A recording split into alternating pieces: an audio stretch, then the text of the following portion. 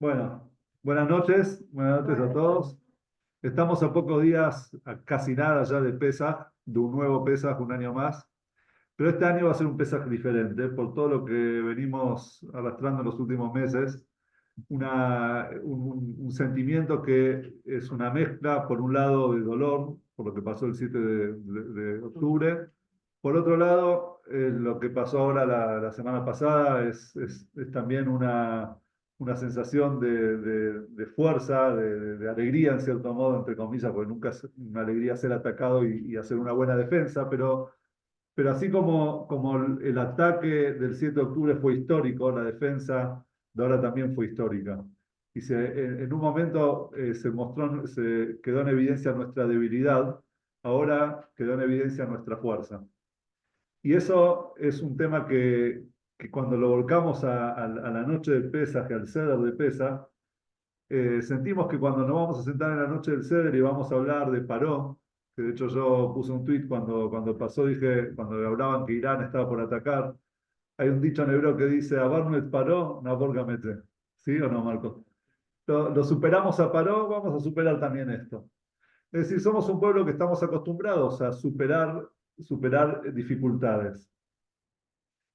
Y escuché hoy de un compañero mío que es gran orador y tiene shiurim en internet, que este shiur también lo saqué de él.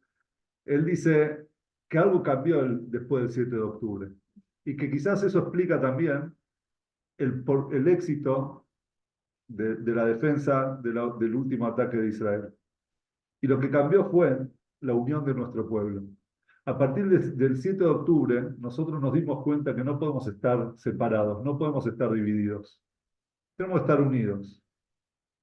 Y la unión, quizás, el acercarnos y el reunirnos como pueblo frente a Dios, frente a nuestro Padre, mostrarnos hermanados, quizás esa fue la gran cúpula que logró defendernos a todos nosotros de tantos ataques masivos y peligrosísimos a los cuales fuimos atacados. Y en la clase de hoy vamos a tocar un tema que quizás explica algo muy interesante y de hecho vamos a aprender también pasajes de la Agadá que todos los años los leemos y quizás no entendemos por qué están en la Agadá, pero que tienen, como muchas veces decimos, la Torá y el Talmud y los Midrashim tienen mucha profundidad, más profundidad de la que nosotros creemos que tienen. Como dice el Pirkei Avot, Afojba de Kulaba. Da la vuelta para un lado, da la vuelta para el otro, porque todo está en ella. La Torá es orá, es una enseñanza. Y si la Torá, si Dios es infinito, su enseñanza también es infinita. Y podemos hoy, este año, en el 2024, volver a aprender de la Agadá de Pesaj también cosas actuales, tan actuales como fueron también en la época de la salida de Egipto. Para empezar, en la Haggadá de Pesaj nosotros tenemos, si abrimos, tienen todos los libros. La Haggadá de Pesaj tiene una parte central, y después tiene partes antes y partes después que hacen a esa parte central, que ayudan y colaboran con esa parte central. ¿Cuál sería, si yo les pregunto a ustedes, la parte central de la Haggadá de Pesaj? La Haggadá, muy bien. ¿Qué es la Haggadá? ¿Qué significa Haggadá? El relato. El relato de Pesaj. Y si lo vemos en los pasos que tiene el ser de Pesaj, sería el Magid. ¿Sí? El Magid, en la parte central donde se lee, uno dice, ¿cuánto? Claro, la familia se junta en Pesaj para comer matzá con gefilte fish y kneidala. Sí. Pero en realidad eso no es el Pesaj, eso no es Pesaj. Eso no es. Pesaj es, Pesaj es el Veigata levitja bayom ha'u lemor. Le relatarás a tu hijo en aquel día diciendo, contando la historia de Pesaj año tras año, no solamente a nuestros hijos, contándonos a nosotros mismos esa historia, porque esa es la historia que nosotros revivimos año tras año, día tras día, y de hecho repetimos la salida de Egipto varias veces por día en nuestros rezos, es porque la salida de Egipto es algo tan actual y tan personal de cada uno que nunca caduca, nunca queda obsoleta la historia de Pesaj. Entonces en Agadá nosotros empezamos el Seder, la palabra Seder significa orden, porque tiene un orden bien marcado, y lo tenemos hasta tenemos la que hará, el plato de Pesaj, donde tenemos la simbología, las cosas que vamos a comer durante ese orden de Pesaj, que haciendo un paréntesis, y hoy en la clase hoy van a entender por qué lo digo, es el símbolo de este año tiene que ser el huevo. ¿Vieron que la Kerá tiene un huevo? Sí, sí. Arriba a la izquierda tiene un huevo. Sí, sí. ¿Cuál es el motivo? ¿Por qué se pone un huevo? Zeher le Korban Hagigá. Había un sacrificio, una ofrenda que se hacía en el templo, que era Hagigá. Hagigá viene del Hag, una ofrenda festiva. La ofrenda era un animal, sin embargo, hoy nosotros ponemos un huevo. Entonces hay varias explicaciones de por qué se pone un huevo. Pero una de las explicaciones es que, además del círculo de la vida, una de las explicaciones va a ser el símbolo, me parece, de este año, en realidad de muchos años seguramente en la historia, pero para nosotros este año va a ser muy simbólico, es porque el huevo es la única comida, me parece, que cuando la cocinás no se ablanda, se endurece. Que cuando lo pones al fuego, lo pones en condiciones extremas, en lugar de ablandarse, se endurece. Con la carne también. No, la carne se ablanda, ¿no? Para cortarla después cuando No, Si la si sobrecalentás. la pones hervida, pero si la pero si vos pones querés cortar una carne cruda y cortar una carne hervida, la hervida va a ser mucho más fácil de cortar. hervida, pero si la pones al asador, No, no el asador, digo en el hervido. El huevo no lo pones al asado, lo pones en el hervor. Entonces, cuando vos servís algo, cuando cocinás algo, cuando hervís algo, tenés razón, el huevo se endurece. Y así es Israel, así es el pueblo de Israel. Nosotros cuanto más duros nos tratan, cuanto en momentos más extremos, más fuertes nos ponemos. Y por eso es que el huevo este año va a ser un símbolo importante en nuestro Pesaj, en nuestro ser del Pesaj.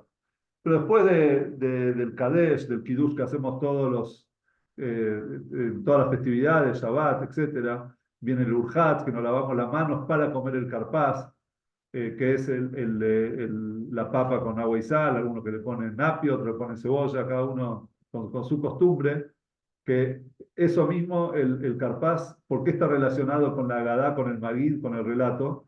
Porque el motivo es para que los chicos pregunten, hacemos cosas raras, para que los chicos pregunten, tomen la iniciativa y digan, ¿por qué estamos remojando papa en agua y sal? ¿Qué tiene que ver? Eso es raro, eso no lo hacemos el resto del año. Ese es el motivo del carpaz. Y después viene Yahatz, que agarramos la matzá del medio, la partimos en dos, una la guardamos para el afikoman, que también está relacionado con los chicos para que se queden despiertos hasta el final del Seder y el final del relato. Después de Yahatz viene la parte central de la Gadá, que es Magid. Y al comienzo de Magid, al comienzo de la Gadá, primero presentamos el pan. ¿Qué es el pan que comemos nosotros? El pan pobre, el pan de la aflicción que comieron nuestros antepasados. Esta es la matzá. Y le decimos a todos invitamos a todos los que no tienen dónde pasar, con quién pasar, todo el que quiere que venga y que coma. En realidad, si estamos invitando, tendríamos que invitar en el templo, ¿no? Ya en la mesa de Pesaj. Bueno, una de las explicaciones es que en realidad nosotros le estamos hablando a la gente pobre que ya invitamos, que están en nuestras mesas, están sentados alrededor nuestro, y ellos están pasando una situación difícil, una situación de hambre. ¿Y con qué empezamos antes de contar todo el relato? Diciéndoles, nuestros antepasados, estando en Egipto como un esclavo come matzá. No solamente la matzá fue matzá cuando salimos de Egipto. Nuestros antepasados comían matzá siendo esclavos porque la matzá tiene dos características. Primero, que es rápida de hacer. Entonces el esclavo no tiene tiempo de leudar un pan y comer. Sí, 18 minutos máximo de que empezás hasta que está en el horno. Y, y segundo, como es tan pesada, entonces te llena más tiempo. Te sentís saciado por más tiempo. Entonces es una comida, es un pan de esclavos. Entonces le decimos a la gente que está sentada alrededor de nuestra mesa, le damos una esperanza. Así como nuestros antepasados comieron este pan de la aflicción, y hoy estamos sentados acá en un ser de pesa, recostados, festejando la libertad, entonces cada uno va a tener su propia libertad. Y después de este párrafo, empieza el centro de todo, que son los chicos, el Manishtaná, las cuatro preguntas que hacemos todos en la noche de Pesaj. Y sobre estas cuatro preguntas va va a funcionar todo, vamos a relatar todo lo que viene después en la Agadá. Son las 4 preguntas de Pesaj, que básicamente es la diferencia entre esta noche, la noche de Pesaj, y el resto de las demás noches. A esas preguntas viene la primera respuesta. Quizás la respuesta general. Es una respuesta que es abarcativa. ¿Cuál es? Es el párrafo que tenemos en la página 27, que es el Abadim Ainu, que todos lo cantamos, Abadim Ainu, Ainu. Muy bien. ¿Qué es el Abadim Ainu? Nosotros decimos, esclavos fuimos del faraón en Egipto. Ese fue el comienzo de todo. Pero ayer nuestro Dios nos sacó de ahí con una mano fuerte y un brazo extendido. Si el santo bendito es Él, no hubiera sacado a nuestros antepasados de Egipto, entonces nosotros, nuestros hijos y los hijos de nuestros hijos habríamos permanecido sometidos al faraón en Egipto. Esto no es metafórico. Significa que si Él no nos hubiese sacado, hoy ¿qué seríamos? Seríamos una parte más, no sé si esclavos, pero hubiésemos sido egipcios. Un grupo más, quizás, o de otra etnia, quizás, pero dentro de, como egipcios. Pero Dios nos sacó de ahí. Y ahora la Agadá trae algo importante, que es lo que va a conectar con el próximo párrafo. Aunque todos, sí. Ya no sacó y ya no puso. Dios nos puso al principio y nos puso para sacarnos, porque eso ya se lo había prometido a Abraham. Sí, sí, obviamente, sí. Aunque todos poseyéramos sabiduría, entendimiento, experiencia y conocimiento de la Torá, incluso así estaríamos obligados a relatar sobre el éxodo de Egipto. Es decir, no pasa por un tema de quién sabe más, quién sabe menos, ¿no? Esto ya lo leí el año pasado, ya conozco el relato de Pesaj, ya no soy un chico, ya no hay chicos en la casa, no pasa por un hecho de conocimiento, ¿sí? Mientras más habla la persona sobre el éxodo, más digna de alabanza es. Entonces, dos cosas nos dice. Primero, no es cuestión de intelectual y de conocimiento, y además no hay un fin, no hay un límite, ¿sí? Uno lee, no sé, por ejemplo,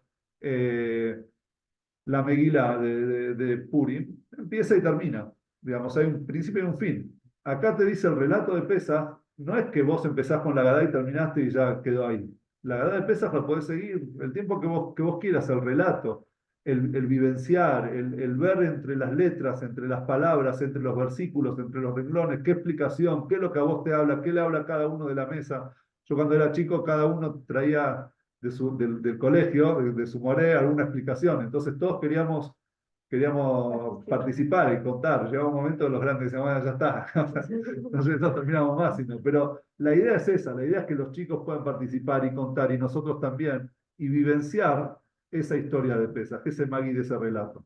Y para eso la Agadá nos trae el párrafo de la clase de hoy, el central de la clase de hoy, nos trae un ejemplo. ¿Cuál es el ejemplo? Dice así, sucedió un año, sucedió que Rabí Eliezer, Rabí Yoshua, Rabí Elazar ben Azariah, Rabí Akiva y Rabí Tarfón eran 5 grandes sabios, los más importantes sabios de aquella época, estaban reunidos en el Seder en Bnei Brak, hicieron un Seder juntos en la ciudad de Bnei Brak. Hablaron sobre el éxodo de Egipto toda esa noche. Estamos hablando de gente que intelectualmente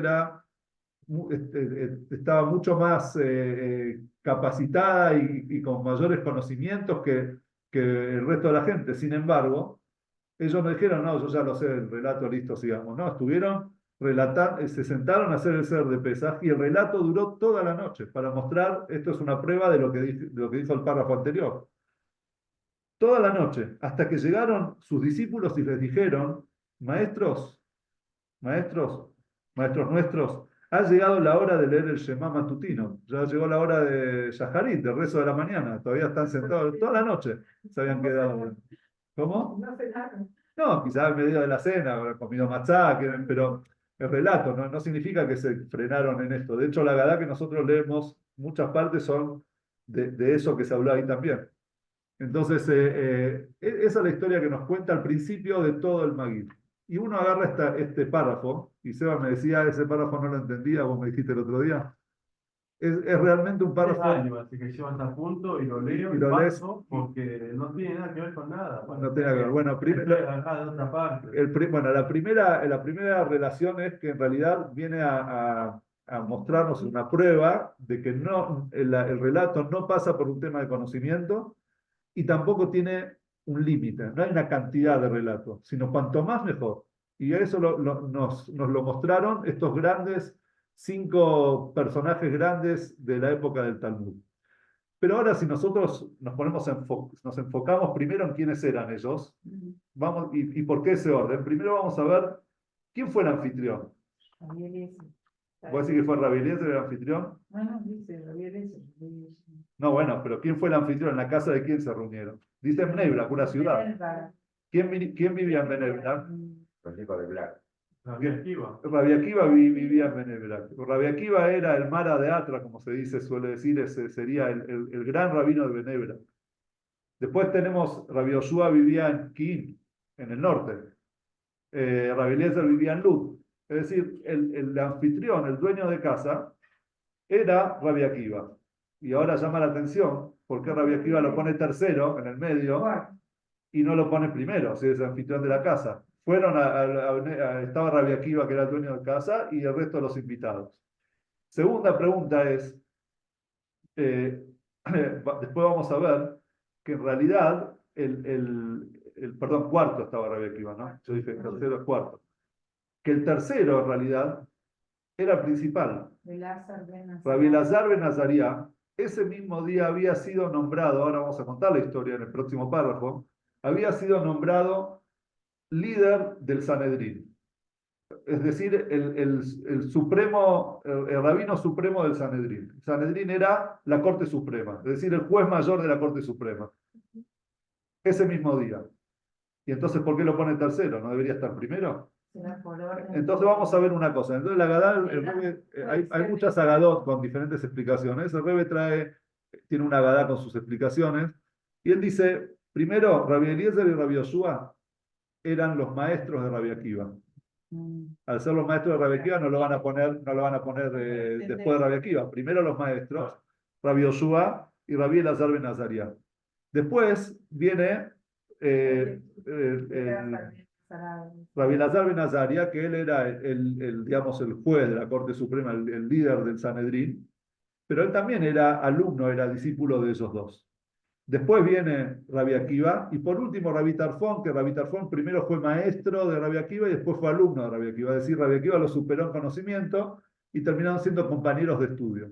Entonces, por eso ese orden. Pero por otro lado, también tenemos hay otra explicación en la Agadá, que dice que hay, cita, no me acuerdo ahora quién, que dice el orden era, como dice el Talmud, hay una parte del Talmud que dice cómo se solían sentar en la noche del Seder. En el Seder de Pesas comemos recostados. Antes se comía realmente recostados, eran como bancos, así que reposeras, no sé cómo llamarlos, se recostaban, y así se hacía el Seder de Pesas como gente libre. Entonces, ¿cómo era el orden para sentarse? En la cabeza primero se sentaba el rabino principal. A su derecha se sentaban los que lo secundaban. Y enfrente se sentaban los de menos rango. ¿Por qué de menos rango? Porque cuando él hablaba, los que estaban enfrente les hablaba de forma directa, pero los que estaban al lado tenía que hacer cierto movimiento. El movimiento, darse vuelta para hablar, es una muestra de respeto, es una muestra de que se está esforzando para hablarles. Ese era el orden. Entonces nosotros vemos que en el centro estaba Rabbi Elazar ben Azariah, ¿sí? Él estaba en el centro de la mesa. A la derecha los tenía Rabbi Yoshua y Rabbi Eliezer y Rabbi Yoshua, que eran los maestros, estaban bajo él. Y enfrente los tenía a Rabbi Akiva y Rabbi Tarfón. Vemos de acá que el principal es Rabbi Eliezer. Y ahora con esto va a surgir una gran pregunta. Una gran pregunta. Primero, ¿qué hacían esos 5 grandes sabios la noche del Seder? ¿Qué? No estaban en familia. No estaban en familia. Veigata le relatarás a tu hijo ese día, aquel día. ¿Y qué dejaron a sus hijos, dejaron a sus esposas para hacer un Seder ellos juntos, ellos solos? Y habrá sido el segundo. ¿Cómo? No, juntaron a todos. Todos, se juntaron todos. No cuentan, bueno, puede ser, pero ahí suena como que estaban los cinco, a ver, Estaban tramando algo. estaban, bueno, algunos dicen, quieren decir que estaban hablando del Meretz Bar Kokhba, de la revolución de Bar Kokhba. Pero eso no lo dice, la Gadá ni el Talmud, no está escrito en ningún lado. Es lo que algunos historiadores quieren, digamos, traer, que puede ser también que sea verdad, pero yo me imagino con ser de Pesa, sentados las cabezas principales del pueblo de Israel, y habrán volado por ahí Midrash y Mishnayot, pasajes de Talmud, versículos de la Torá, explicaciones. Y en definitiva, después de toda esa noche quedó un alajá, un dictamen. ¿Cuál es el dictamen que quedó a partir de esa reunión?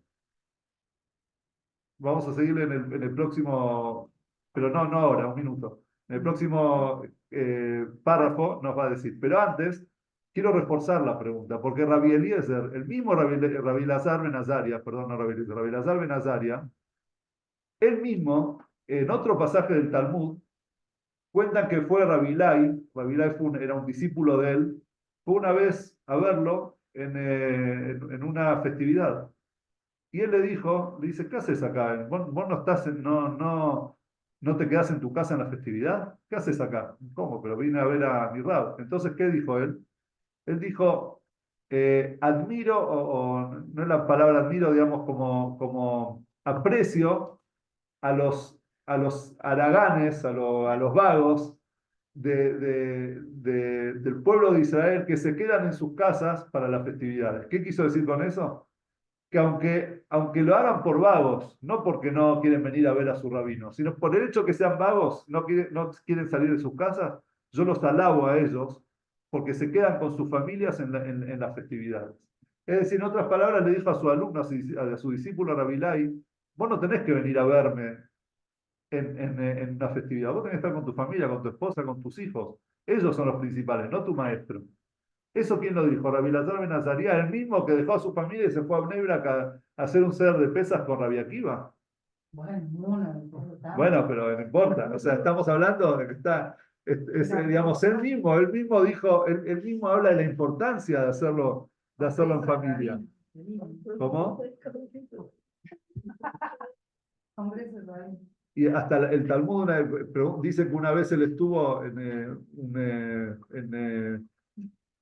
me acuerdo qué ciudad del norte, creo que era Aco, algo así. Entonces pregunta al Talmud, dice, ¿cómo Rabbi Elazar dice eso? Si él una vez estuvo en Aco sin su familia.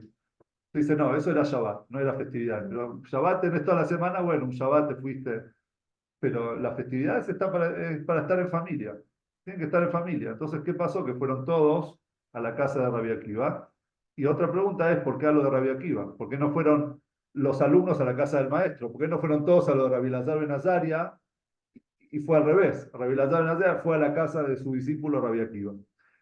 Ahora, no Parecen dice que preguntas. fue en el C. Ah, en el C. Fueron en Seder de Pesach, estaban sentados en el Seder de Pesach, que hicieron Sí. toda la noche. Sí.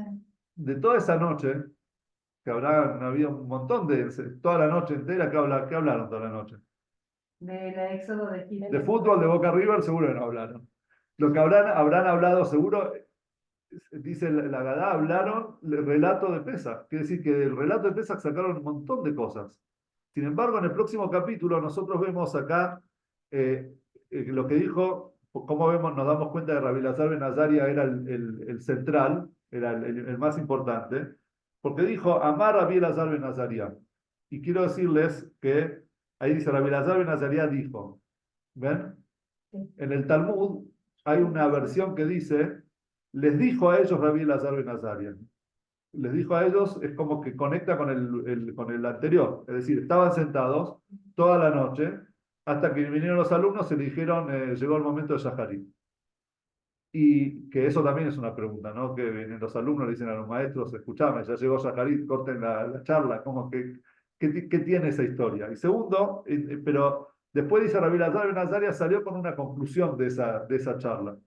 Dijo, soy como un hombre de 70 años, ahora vamos a contar la historia de él, pero no logré imponer mi opinión de que se mencione el éxodo de Egipto cada noche, hasta que Benzoma lo comentó. ¿Qué dijo Benzoma? Dijo así, para que recuerdes el día que saliste de Egipto todos los días de tu vida. La frase los días de tu vida, si hubiese dicho para que recuerdes el día que saliste de Egipto, los días de tu vida, habría indicado solo los días. ¿Sí? ¿Por qué la Torá agrega, al agregar la palabra todos los días de tu vida, que es una palabra que está de más, porque hubiese dicho los días de tu vida, ya se hubiese entendido? ¿Qué te quiere agregar con la palabra todos? Noche también. Se incluyen las noches también. Todos los días significa todo el día y noche, o sea, las 24 horas. ¿Sí? Pero los sabios sostienen que los días de tu vida significaría solo esta vida, en tanto que al agregar todos se incluyen también los tiempos mesiánicos. Entonces viene Rabbi Elazar ben Azaria y les dice a sus compañeros que estaban, a sus compañeros del Seder de Pesa, le dice, miren, hoy es el día que me nombraron a mí líder del Sanedrín, y yo necesito el apoyo de ustedes. Quiero mandar la ley ómnibus. ¿Cuál es la ley que voy a mandar? La ley que yo quiero mandar es que se diga, que se recuerde la salida de Egipto también a la noche. ¿Qué quiere decir a la noche? Hasta ahora, si ustedes ven el Shema Israel, ahora van a entender un poco el Shema también, el tercer párrafo del Shema, que habla del tzitzit, ¿sí? ¿Se acuerdan? Sí. ¿Cómo termina? ¿Cómo es el final del párrafo? Sí.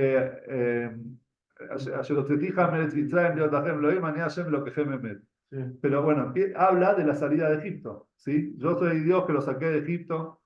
Entonces eso hasta ese momento, hasta esa época, se decía únicamente a la mañana. El Shema, con los 3 párrafos, se decía únicamente a la mañana. A la noche no. A la noche se decían los 2 primeros. El último, el Hashem Elokejem Emet, no se decía. Es decir, hoy lo que nosotros decimos en Shabbat, Hashem Elokejem Emet, no se decía. Y él dijo, yo nunca logré, siempre yo era de la opinión que había que agregarlo también de noche, pero nunca me hacían caso. Los sabios no me apoyaban en esto. Hasta que encontré la drashá, encontré la enseñanza de Ben Domá que dijo, él dijo, trajo una prueba de la Torah. Dijo, la palabra todos los días viene a agregarte también la noche. Entonces yo necesito que ustedes me apoyen para dictaminar eso, que la salida de Egipto se recuerde también de noche. Entonces, de todo lo que pudieron haber hablado en ese momento, ¿qué es lo único que la Agadá nos nombra? Saca la conclusión, es decir, el Shema. ¿Saben qué alajá, por ejemplo, no? Trajo Rabbi Elazar ben Azaria? Por ejemplo, la alajá de que el riesgo de vida empuja al Shabbat. Gran alajá. Que cuando la persona está en riesgo, tiene que violar el Shabbat, no que puede violar el Shabbat, debe violar el Shabbat, porque la vida está antes que el Shabbat. Esa alajá la aprendió, la estudió de la Torá, la estudió Rabbi Elazar ben Azaria. Entonces, grandes, no solo hay un montón de otras, grandes enseñanzas. Justo esta nos viene a enseñar el primer día que él asume, o sea, de todas las leyes que él se le imaginó poner y traer sobre la mesa, esta la primera, el día de su asunción. Acá, todas estas preguntas en realidad nos llevan a una conclusión. Es de que hay acá un mensaje, hay algo mucho más profundo que la simple reunión en un Seder de Pesa. ¿Y dónde está? ¿Qué es eso que pasó? ¿Cuál es el mensaje? ¿Qué es lo que nos quiere decir? Y la palabra clave está son 2 palabras, Otó Laila. ¿Qué significa Otó Laila? Aquella noche. No es que en la noche, aquella noche. Aquella noche nos está queriendo enseñar, nos quiere poner a nosotros en un contexto, en un tiempo, en ¿La noche que salieron? una noche. La noche puede ser la noche de Pesaj, pero acá hay aquella noche nos viene a enseñar, digamos, a transmitir algo mucho más profundo. Porque la noche no es solamente la parte del día que está oscura. Noche se lo llama también a épocas oscuras, Claro. a épocas que son noche, a épocas que son difíciles. Y ahora nos vamos a meter un poco nosotros en la época que ellos estaban viviendo en ese momento. ¿Cuándo vivieron estos grandes sabios? ¿Saben? ¿Vos sabés cuándo? Siglo II de la era común. ¿Qué pasaba en esos momentos? Plena persecución romana. Plena persecución Claro, romana. El sacaron. templo fue destruido en el año 70. Sí. Esto estamos hablando, Rabbi Akiva falleció más o menos creo en el 135, por ahí. Y también lo Era- perseguían a los cristianos en esa época. Sí, pero ellos vivían en Israel, o sea, eran perseguidos, ellos fueron los romanos, a diferencia de los babilonios que fueron, destruyeron el templo y se fueron, los romanos no solamente destruyeron el templo, dice, araron la ciudad. ¿Qué significa araron la ciudad? Sacaron las simientes de la ciudad para construir una ciudad encima que la llamaron Elia Capitolina para que se ha olvidado el nombre de Jerusalén. Asesinaron de forma los 10 mártires que nosotros leemos en Yom Kippur, en el rezo de Yom Kippur, entre ellos Rabbi Akiva también, que fueron asesinados de forma cruel por los romanos solamente por el hecho de que ellos eran creyentes en Dios. Entonces era una época súper difícil, muy difícil, muy oscura para el pueblo de Israel. A tal punto que también la gente estaba descreída. O sea, estamos tantas persecuciones, tantas matanzas, sangre recorrían las calles de Jerusalén por los asesinatos de los romanos. Y de repente tenemos que recordar la salida de Egipto. ¿Qué salida de Egipto me estás hablando? ¿Qué libertad me estás hablando cuando nosotros estamos bajo la persecución y la matanza y los asesinatos de los romanos? ¿Qué salida de Egipto me estás hablando? Sí. Estoy pensando, ya que hablamos del mapa de Eretz Israel, Sí. Benei Barak, ¿qué distancia está de Yerushalayim? ¿Hoy en día o antes? Bnei Brak está No sé, por lo menos cerca de Tel Aviv, digamos. Relativamente cerca de Yerushalayim, no sería relativamente En cerca. esa época no era tan cerca porque no habían rutas. Hoy en día estás en 40 minutos. Digamos, hoy en día es rápido, pero en esa época no, había que cruzar pantanos, no sé. Pero, no era cerca. Y ahora vamos a hablar un poco también sobre Rabbi Elazar ben Azaría. ¿Qué pasaba? ¿En qué época él toma, digamos, asume el liderazgo del Sanedrín?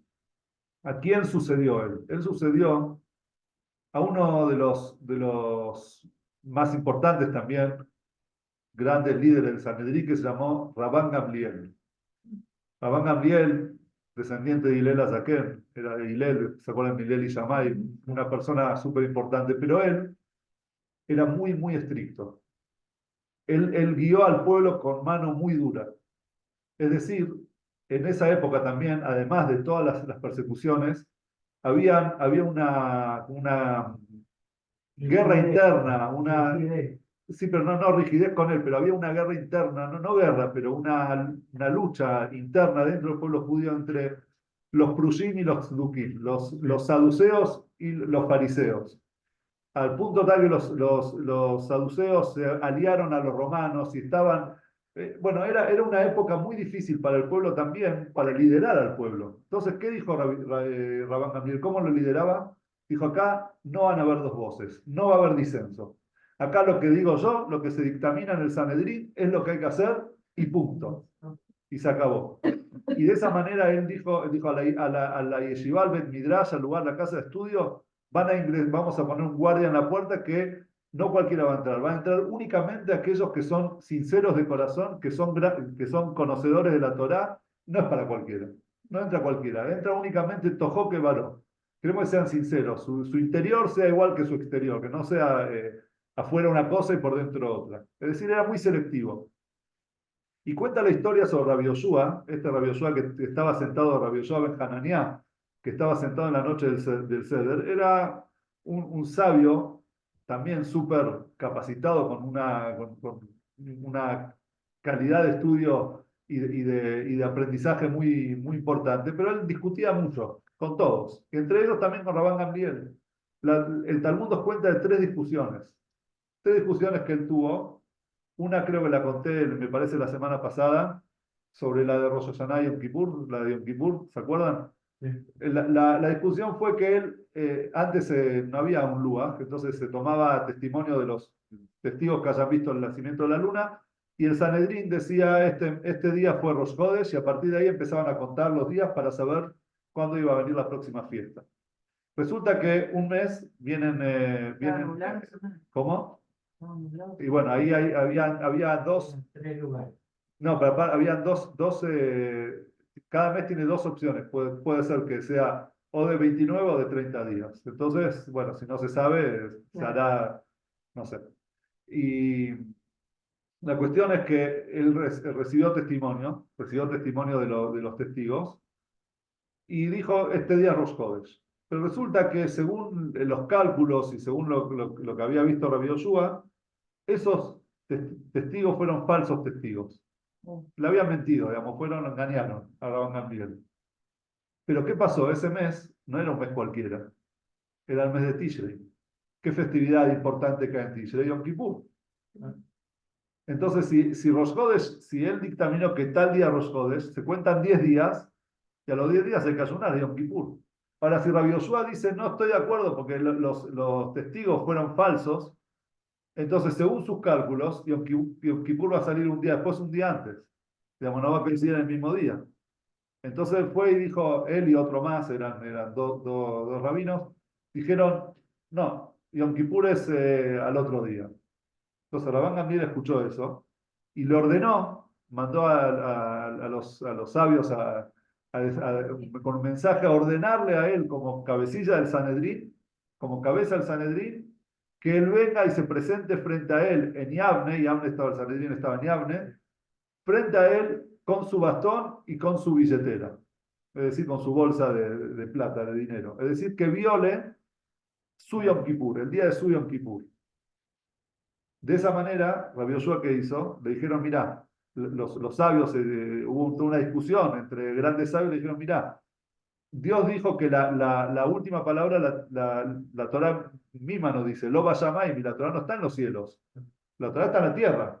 Y Dios le entregó, le dio a los sabios la fuerza para santificar los meses.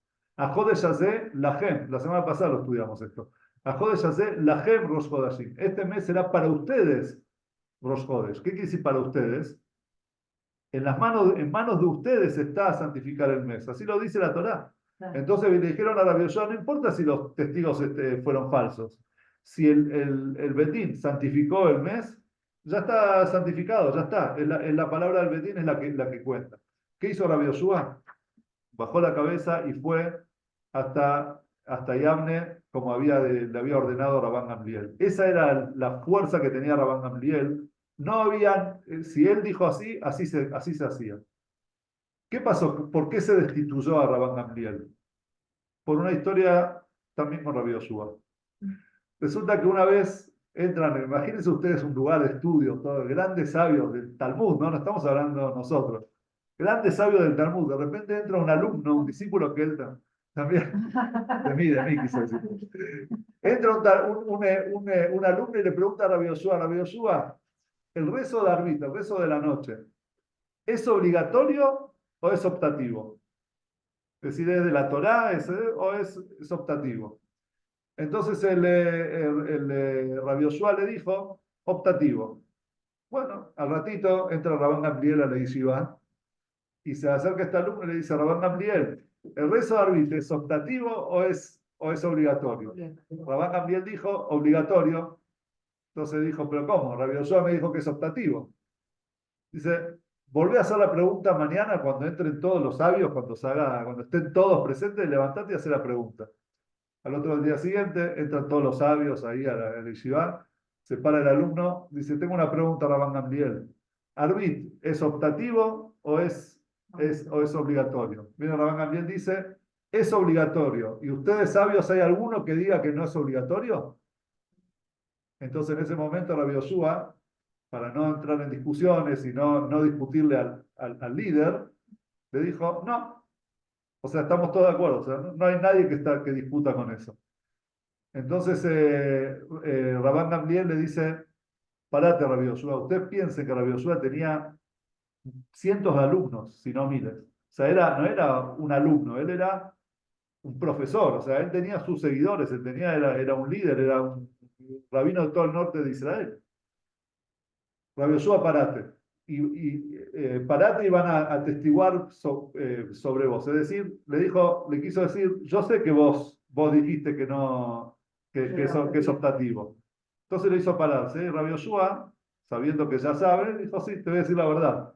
Si yo hubiese estado vivo y el alumno hubiese estado muerto, entonces, bueno, mi palabra con un muerto, yo te puedo decir que no y ya está. Pero estando el vivo, que pueda atestiguar en contra mío, decir lo que yo le dije, entonces yo no tengo, te tengo que reconocer, sí, yo dije que para mí, a mi entender, y según mis estudios, Arbit es optativo. ¿Qué hizo Rabban Gamliel? Le había ordenado que se pare, pero no le ordenó que se siente.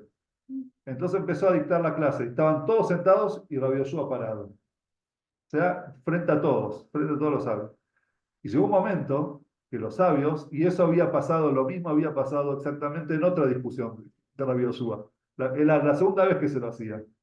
Pero él quería demostrar, no es que Rabban Gamliel era un gran, no era, era su manera de guiar al pueblo sin que no hayan discusiones, que se sepa que la palabra, la autoridad, digamos, no se puede discutir, es sin titubear, porque si no empiezan los saduceos, entonces de esa manera él tenía todo el pueblo bien firme y agarrado con rigidez. Pero en ese momento, en ese día, estaban todos los sabios sentados ahí escuchando a Rabban Gamliel, no se podían concentrar, estaban incómodos.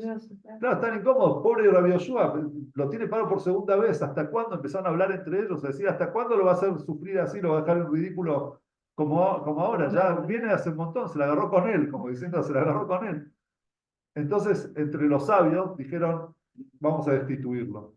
Vamos a destituir a Rabban Gamliel. Vamos a cambiar. Ya está, cambiamos, lo sacamos a Rabban Gamliel, ponemos otro. ¿Pero a quién ponemos?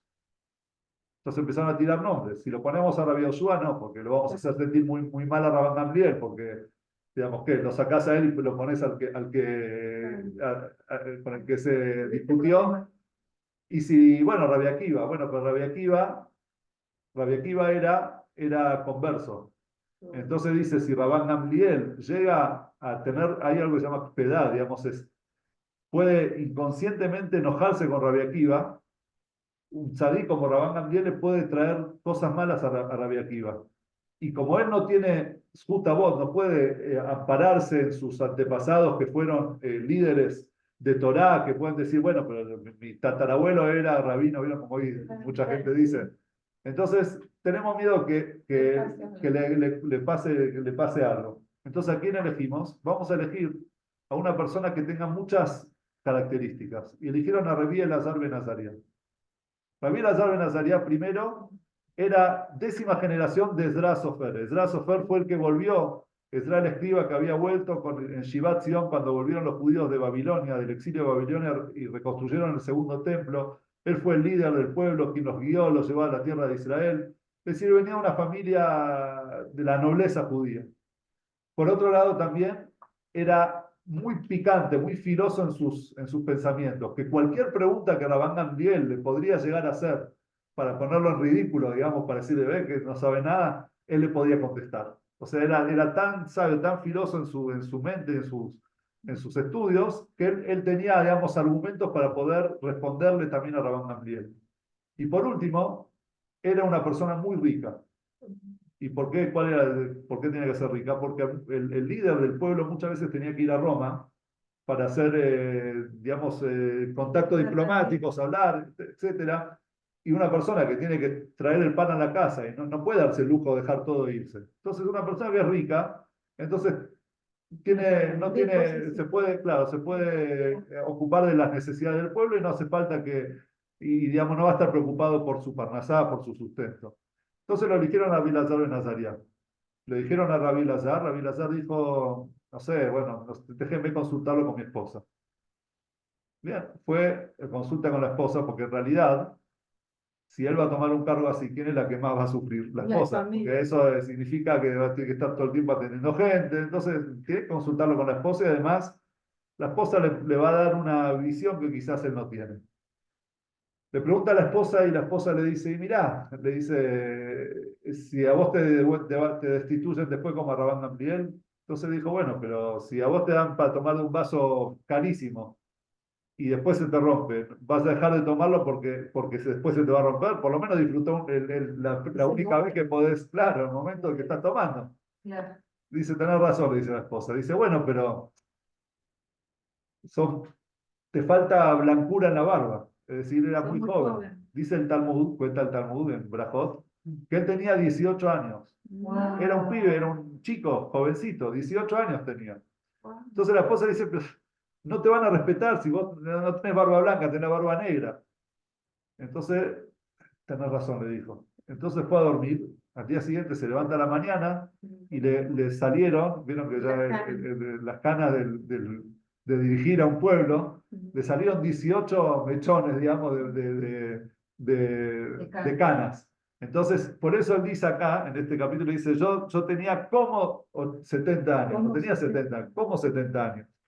Entonces, cuando vio eso, él lo tomó como una señal del cielo. Él dijo, no es que me están eligiendo, ayer me está apoyando, Dios me está apoyando, pero esto es un milagro, digamos, si no, no hubiese pasado. Entonces ese era Rabí Elazar ben Azariah. Entonces el día que él toma, que lo nombran como líder, era Pesaj. Entonces fue a hacer el Seder de Pesaj. Lo primero que hizo fue reunir a todos los grandes sabios en la casa de Rabbi Akiva, y ahora vamos a explicar por qué Rabbi Akiva. Pero ¿cuál era el motivo que dejó a la familia y se fue a reunir con ellos? Porque era una necesidad importante para la época, para Otoa Laila, para esa noche que ellos estaban viviendo como pueblo, como comunidad. Era una noche de persecución. Ellos decían, si vamos a hacer cada uno el ser de Pesaj en su lugar, el pueblo se va a preguntar, ¿por qué estamos haciendo el ser de Pesaj? ¿Qué podemos festejar? ¿Qué podemos hablar de libertad, de liberación, cuando nosotros estamos siendo perseguidos? ¿A dónde fueron entonces? ¿La casa de quién eligieron? La casa de Rabbi Akiva. Vamos a contar una historia sobre Rabbi Akiva. Rabbi Akiva estaba caminando una vez, se fueron a Roma con Rabban Gamliel, con Rabbi Yoshua, con Rabbi Elazar ben Azariah. Fueron a hacer una misión a Roma. Cuando estaban llegando a Roma, cuenta el Talmud que ellos escucharon a una gran distancia el ruido, la vida que había en Roma. No sé, habrá habido música, gente, calle, ventas. ¿Vieron cuando hay una ciudad que está en su esplendor, en su esplendor? Entonces todos se pusieron a llorar, menos Rabbi Akiva. Rabbi Akiva se empezó a reír. Entonces le dijeron, Akiva, ¿por qué te reís? Entonces le dice, ¿usted por qué llora? Dice, ¿no ves? Estos idólatras que destruyeron nuestro templo, nos hicieron mal, nos mataron, están felices, están viviendo bien y nosotros mirá cómo estamos. Entonces Rabbi Akiva le dice, justamente por eso yo me río. Dice, si ellos que son asesinos, son idólatras, son de eso, les va así de bien, ¿qué nos espera a nosotros? Que somos el pueblo de la Torah, el pueblo de Dios. Entonces, bueno, se quedaron callados, volvieron. Cuando vuelven de Roma, llegan a Eretz Israel, a Jerusalén, y pasan por Arat Sofim. ¿Saben lo que es Arat Sofim? ¿Escucharon hablar de Arat Sofim? Al Pisgat Arat Sofim, pues seguramente sí, ¿no? Arat Sofim es un monte que está en Jerusalén, que es Arat Sofim. Creo que le dice Scopus, pero Sofim es de la perspectiva, digamos. ¿Por qué? Porque de Arat Sofim se ve todo Jerusalén. Entonces ellos ingresaban, vieron Jerusalén y de ahí se veía también Jerusalén destruida. Entonces ellos rasgaron sus ropas y siguieron caminando. Llegaron a Jerusalén y vieron cuando llegan al lugar donde estaba el Bet HaMikdash, vieron salir un zorro del lugar donde estaba el Bet HaMikdash, ellos se ponen a llorar y Rabbi Akiva se empieza a reír. Entonces le dicen, pero Rabbi Akiva, ¿de qué te reís?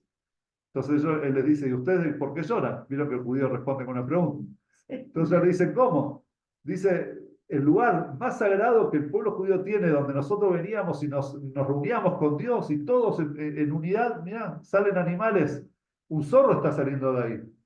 Entonces dice, justamente por eso yo me río. ¿Qué dice la profecía? La profecía dice, Shualim il Jubó. Llegará un momento que Jerusalén será destruida y van a caminar zorros por ese lugar. Y vi que se cumplió. Entonces, si se cumplió esta profecía, no se va a cumplir la profecía de Oriá que dice, llegará el día que van a estar sentados los ancianos con las ancianas en las calles de Jerusalén y los chicos van a jugar y va a haber ruido y va a haber... Entonces, si se cumplió una, esto mismo me está dando la pauta de que se va a cumplir la otra. Entonces, ¿qué le respondieron ellos a Rabbi Akiva? Nihamtanu, Akiva Nihamtanu. Nos consolaste, Akiva, nos consolaste. Entonces, en el momento de oscuridad, el Otó Alaila, aquella noche, el momento que el pueblo de Israel estaba viviendo y se hacía la pregunta, ¿cómo vamos a festejar Pesaj? ¿A dónde fueron a reunirse? ¿Con quién fueron a reunirse? ¿En quién buscaron apoyo? En el optimista buscaron apoyo en aquella persona que veía el lado positivo y el lado bueno de las cosas. De hecho, hay, eh, hay una explicación que dice que cuando él vio el zorro, él dijo, fíjense ustedes que nuestra tierra, Eretz Israel, no acepta a nadie más más que a nosotros. Todos quisieron poseerla, y en definitiva hay animales. ¿Dónde están los romanos? Vinieron, destruyeron Ilia Capitolina, ¿y dónde están? Nada, no construyeron, no hicieron. La tierra los escupe, los rechaza. Pero ¿a quién no rechaza Eretz Israel? A nosotros. En la época de Shlomo Amelech, de David Amelech, Shlomo Amelech, Eretz Israel estaba en su esplendor. Y después de la destrucción de los templos, ¿qué pasó con Israel? ¿Qué era Israel hasta el 48? Nada, Nada, desierto, pantanos, lugar, había enfermedades, hambruna, todo. Paludismo. ¿Por qué? Porque nadie pudo tener posesión sobre Eretz Israel. Todos los que venir, metía a cualquier, la tierra los rechaza. Eretz Israel no se prende para otros que no seamos nosotros. Llegamos nosotros a Eretz Israel, ¿y qué soy Israel? ¿Eh? Floreció, el desierto florece, todo, la tierra de Israel nos quiere, nos acoge, nos atrae. Eso vio Rabbi Akiva cuando vio el zorro. Dice, ¿no ven que salió un zorro que nuestros enemigos no pueden poseerla? Eso es lo bueno. Y más todavía, el Rebbe trae, que hoy es su cumpleaños ahora, y un de Nisan, 11 de Nisan, ¿cómo no empecé con esto? 11 de Lejai. Es el nacimiento del Rebbe, el Rebbe nació un 11 de Nisan, entonces se me terminó el agua. Pero el Rebbe dice que en la palabra, en la profecía dice que Jerusalén será arada, y fue arada en la época de los romanos.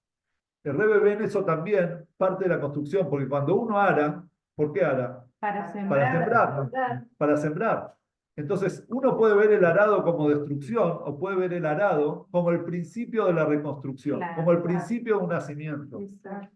Y eso es lo que veía Rabbi Akiva. Y por eso ellos fueron a reunirse en la casa de Rabbi Akiva. Entonces, cuando termina toda esa noche, toda la noche estuvieron relatando el relato de Pesa, Rabbi Elazar ben Azaría, el líder de todos, dice, yo les pido una sola cosa. Hasta ahora nunca logré que se recuerde Pesaj, que se recuerde la salida de Egipto en la noche, en la oscuridad, en las cosas, en los momentos de dificultad, en los momentos oscuros y malos. Lo que yo les pido ahora es el apoyo para que aún en la oscuridad, también recordemos la salida de Egipto, porque al final, en definitiva, nosotros no somos un pueblo que sabemos resurgir.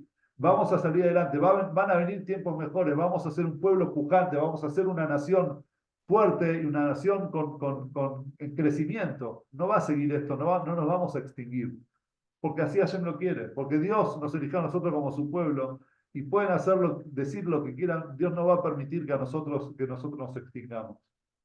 Entonces, ese era el motivo por el cual, por esa vez, dejaron a sus familias, se reunieron en Bnei Brak, en la casa del alumno que era Rabbi Akiva, porque Rabbi Akiva era el que sabía, el optimista, el que daba buenas vibras, y salieron con esa ley. Esa primera ley es, cuando también en estos momentos de oscuridad, vamos a recordar que la salida de Egipto, porque nosotros somos un pueblo que en el arado vemos la siembra, vemos ya el crecimiento. Y voy a terminar, ya que es el cumpleaños del Rebbe, con una historia del Rebbe.